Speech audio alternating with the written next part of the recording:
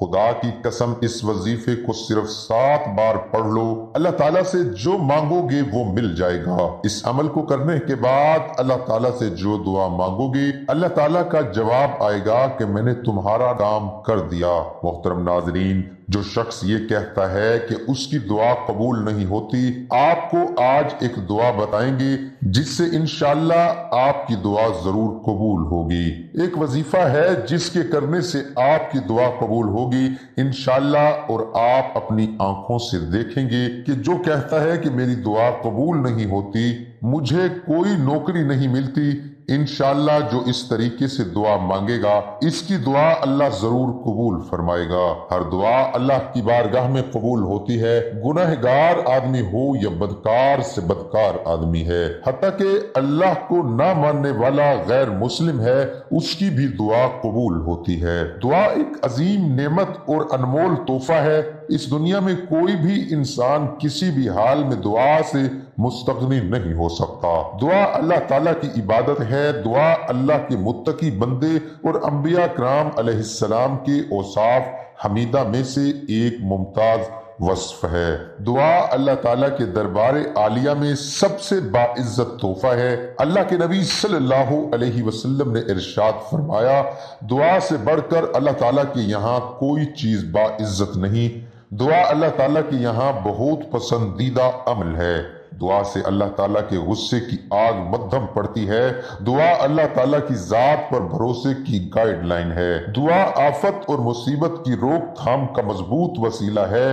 بلا شبہ دعا اپنی اثر انگیز اور تاثیر کے لحاظ سے مومن کا ہتھیار ہے۔ اللہ کے نبی صلی اللہ علیہ وسلم نے ارشاد فرمایا، دعا مومن کا ہتھیار، دین کا ستون اور آسمان و زمین کی روشنی ہے۔ اللہ نے اپنے بندوں کو دعا کی تاکید کی ہے، اس کی قبولیت کا وعدہ کیا ہے۔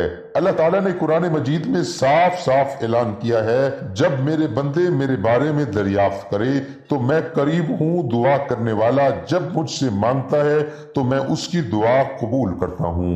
یقیناً یہ اللہ تعالیٰ کا فضل اور کرم ہی ہے کہ بندوں کے ہر عمل سے بے نیازی کے باوجود وہ اپنے ہی سے مانگنے کا حکم کرتا ہے۔ اے لوگو، تم اللہ تعالیٰ کے محتاج ہو اور اللہ تعالیٰ بے نیاز بڑی تعریف والا ہے۔ سورۃ فاطر میں اللہ تعالیٰ نے ارشاد فرمایا، اللہ تعالیٰ بے نیاز ہے اور تم محتاج ہو۔ حدیث قدسی میں آپ صلی اللہ علیہ وسلم نے ارشاد فرمایا، اے میرے بندے تم بے راہ ہو جب تک میں تمہیں ہدایت نہ دوں، لہٰذا تم مجھ سے ہدایت طلب کرو، میں تمہیں ہدایت دوں گا۔ ایک صحابی آئے، یا رسول اللہ صلی اللہ علیہ وسلم، میرا ایک پڑوسی ہے، اس کی کھجور ٹیڑھی ہو کر میرے گھر میں چند اس کی شاخیں ہیں، اس پر جب پھل لگتا ہے اور ٹوٹ کر گرتا ہے تو میرے بچے اٹھا لیتے ہیں، ہم غریب ہیں، تو وہ بھاگتا ہوا آتا ہے اور آ کر میرے بچوں کے منہ سے کھجور نکال لیتا ہے۔ یا رسول اللہ صلی اللہ علیہ وسلم، آپ اس کو کہیں کہ میرے چھوٹے چھوٹے بچوں پر اتنی زیادتی نہ کرے۔ آپ صلی اللہ علیہ وسلم نے اسے بلایا، وہ منافق تھا۔ آپ صلی اللہ علیہ وسلم نے فرمایا، سودا کرتے ہو؟ اس نے پوچھا کہ کون سا سودا؟ آپ صلی اللہ علیہ وسلم نے ارشاد فرمایا، یہ کھجور کا درخت مجھے دے دو اور اس کے بدلے میں تمہیں جنت میں کھجور کا درخت لے کر دوں گا۔ وہ کہنے لگا، یا رسول اللہ صلی اللہ علیہ وسلم، یہ اصل میں میرے بچوں کو بہت پسند ہے، اگر کوئی اور کھجور ہوتی تو میں دے دیتا، تو یہ میری معذرت ہے۔ یا رسول اللہ صلی اللہ علیہ وسلم، یہ کہہ کر وہ چلا گیا۔ ایک صحابی وہاں بیٹھے تھے، ان کا نام ابو دادا تھا۔ وہ کہنے لگے، یا رسول اللہ صلی اللہ علیہ وسلم، اگر میں وہ کھجور کا درخت لے دوں تو مجھے جنت میں کھجور کا درخت لے دیں گے؟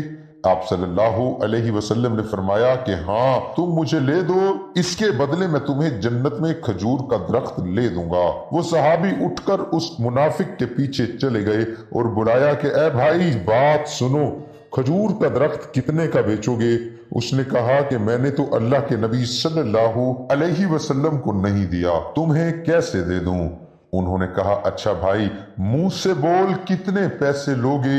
تو اس نے جان چھڑوانے کے لیے کہا کہ اپنا سارا باغ مجھے دے دے اور یہ ایک کھجور کا درخت لے لے۔ اور باغ میں 600 کھجور کے درخت ہیں اور یہ کھجور کا درخت کسی اور کو دینا ہے۔ صحابہ کہنے لگے کہ پکے ہو تو سودے سے پھرو گے تو نہیں؟ اس نے کہا کہ میں پاگل ہوں کہ میں مکر جاؤں گا، مجھے 600 کھجور کے درخت مل رہے ہیں۔ انہوں نے کہا کہ مجھے منظور ہے، کھجور کا درخت میرا اور سارا باغ تیرا۔ ابو دادا رضی اللہ تعالی عنہ گئے اور باغ کے باہر کھڑے ہو گئے، اندر بھی داخل نہیں ہوئے اور جیب میں جو پیسے تھے وہ بھی زمین کے اندر ڈال دیے کہ یہ بھی باغ کی کمائی ہے، اور باغ کا جنت کے بدلے سودا کر دیا۔ اللہ کے نبی صلی اللہ علیہ وسلم سے اور اپنی بیوی کو آواز دی کہ باہر آؤ، یہ باغ اب ہمارا نہیں ہے، اس باغ کا اللہ کے نبی صلی اللہ علیہ وسلم کے ساتھ سودا کر آیا ہوں۔ بیوی نے جب اللہ کے نبی صلی اللہ علیہ وسلم کا نام سنا تو وہ بھی بچوں کو لے کر باغ سے باہر آ گئی اور کہا تم نے بہت خوبصورت سودا کیا۔ حضرت ابو دادا اللہ کے نبی کے پاس آ گئے کہ یا رسول اللہ صلی اللہ علیہ وسلم میں نے سودا کر لیا ہے۔ فرمایا ابو دادا کیسے سودا کیا؟ کہا یا رسول اللہ صلی اللہ علیہ وسلم سارا باغ دے دیا اور وہ کھجور کا درخت لے لیا۔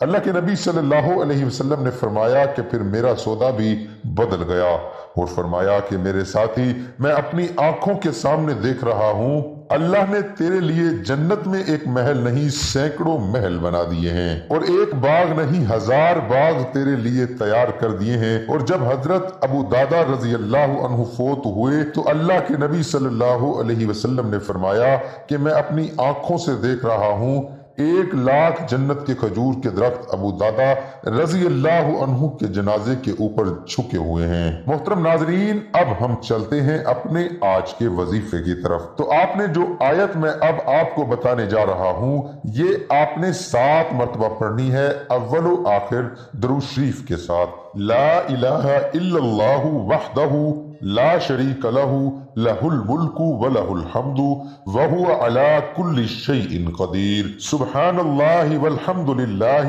واللہ اکبر ولا حول ولا قوت الا باللہ العلی العظیم۔ 7 مرتبہ اول و آخر درود شریف پڑھنے کے بعد اس آیت کی ہر نماز کے بعد تلاوت کرنی ہے۔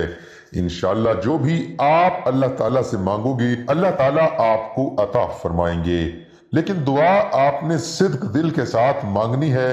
سچے دل سے مانگی ہوئی دعا اللہ تعالیٰ کے ہاں رد نہیں ہوتی۔ دعا ہے کہ اللہ تعالیٰ ہم سب کو صحابہ کرام جیسی زندگی گزارنے کی توفیق عطا فرمائے۔ دعا ہے کہ اللہ تعالیٰ میرا سنانا اور آپ کا سننا اپنی بارگاہ الہی میں قبول اور منظور فرمائے، آمین ثم آمین۔ تمام دوستوں سے گزارش ہے کہ اللہ تعالیٰ کے 99 ناموں میں سے ایک نام کمنٹ میں ضرور لکھیں۔